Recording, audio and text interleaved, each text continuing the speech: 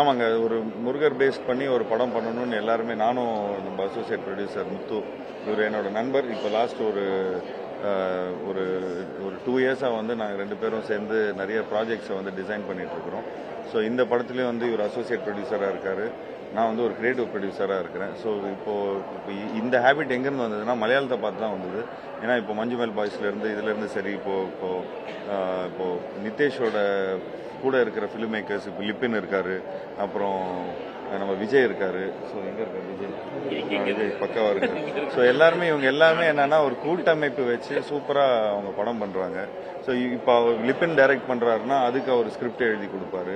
இப்போ விஜய் டைரக்ட் பண்ணுறாருன்னா லிப்பினும் இவங்களும் சேர்ந்து அதுக்கு டயலாக்ஸும் கிரியேட்டிவ் ஒர்க் பண்ணுவாங்க. ஸோ இந்த ஹேபிட் வந்து மலையாளத்தில் இருந்து, ஸோ அந்த ஹேபிட் இங்கே கொஞ்சம் கூட்டமைப்பாக எடுத்துகிட்டு வரணும்னு பார்க்குறோம். ஸோ எல்லாமே கதை, திரைக்கதை, வசனம், டைரக்ஷன், செட்டு, டீ பாய், அந்த மாதிரி எல்லாமே ஒரே ஆள் பண்ணாமல் அந்த கிரெடிட்ஸை ஃபுல்லாக வாங்காமல் இது ஸ்ப்ளிட் பண்ணி கொஞ்சம் பண்ணால் அந்த மலையாள ஃபார்மேட்டில் கொஞ்சம் நிறைய படங்கள் கொஞ்சம் நல்லா, இன்னும் கொஞ்சம் ப்ரெஷரும் ஆஃப் ஆகும், இன்னும் நிறைய மல்டி ஸ்டாரர் படங்கள் பண்ணலாம் அவங்க. இன்னும் இந்த சினிமா இன்னும் கொஞ்சம் நல்லா வாழும் இவங்க. ஏன்னா இவங்க நிறைய படங்கள் மலையாளத்தில் இருந்து ஒரு 30 டேஸில் படத்தெல்லாம் முடிச்சிடுறாங்க. ஏன்னா அந்த ஒரு நல்ல ஒரு கூட்டமைப்பாக ஒரு சிங்க் இருக்குது இவங்களுக்குள்ள. ஸோ அந்த ஃபார்மேட்டை அந்த கம்யூனிட்டி ஃபிலிம் மேக்கிங் பில்டிங்க்கு நாங்கள் வந்து பண்ணிகிட்ருக்குறோம். இப்போ அதில் வந்து ஒரு 2-3 ப்ராஜெக்ட் பண்ணுறோம். இப்போ பிளாக் படத்தோட டைரக்டரோட ஒரு படம் பண்ணுறோம், அப்புறம் ராஜேஷ் சாரோட ஒரு படம் வருது இப்போது, அப்புறம் ஒரு இன்டர்நேஷ்னல் படத்தை ஒன்று பிளான் பண்ணிகிட்ருக்குறோம். அது இல்லாமல் நம்ம ஒரு முருகர் பேஸ் பண்ணி அந்த ஒரு படம் பண்ணோம். அவரோட கதைகள் எக்கச்சக்கமாக இருக்குது.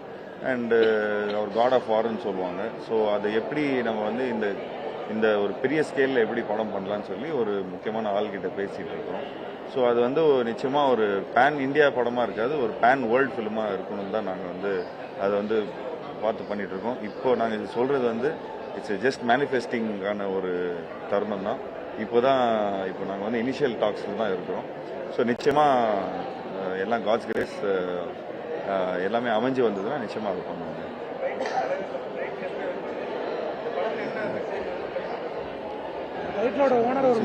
நான் சொல்கிறேன்.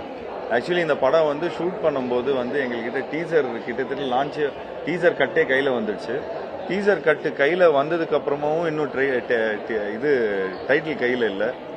நாங்கள் படம் ஷூட் பண்ணும்போது கூட வந்து ஜீவா 45ங்கிற மாதிரி தான் ரொம்ப நாளாக ஜீவா 45 தான் சொல்லி ஷூட் பண்ணிட்டு இருந்தோம். பட் டைட்டில் என்னவா வைக்கலாம், இப்போ ஓஜி ஒரு கிரவுண்டில் 2 வீடு இப்படின்னு ஒன்று வச்சோம், அப்புறம் நடுவன் இப்படின்லாம் கொஞ்சம் பிளான் பண்ணோம்.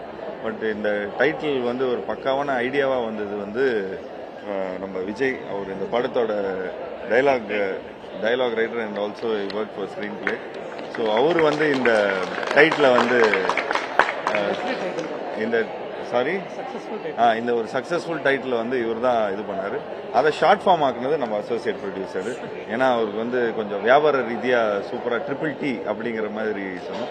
ஸோ இந்த நம்ம ப்ரொடியூசர் கிட்ட அப்ரூவல் வாங்கணும். இந்த மாதிரி இன்னும் ஒரு 4 டைட்டில் சொன்னோம். இந்த டைட்டில் சொன்னோன்னா உடனே இது சூப்பராக இருக்குது அப்படின்னு சொன்னோன்னா TTT அப்படின்னு சொல்லி பண்ணிடலாம் அப்படின்னு சொன்னோம். ஸோ அது வந்து சூப்பராக அமைஞ்சிருச்சுங்க அது.